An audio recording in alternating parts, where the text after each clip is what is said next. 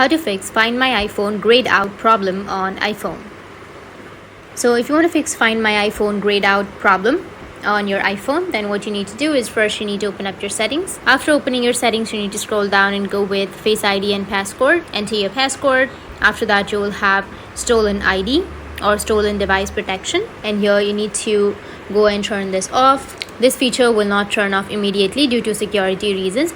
You have to wait for it for at least 1 hour to turn that off. When security delay ended, notification appears on your screen. Immediately go back to the Stolen Device Protection menu and then turn it off, and you will be able to turn that off. Once you turn this off, you can go back and tap on your Apple account, and from your Apple account, if you scroll down, then you will have Find My option, and under Find My iPhone, you need to go and turn this off. Once you turn off your Find My iPhone, the problem will be fixed. So in this way, you'll be able to fix Find My iPhone grayed out problem, and if you have any questions, feel free to comment below. Thanks for watching.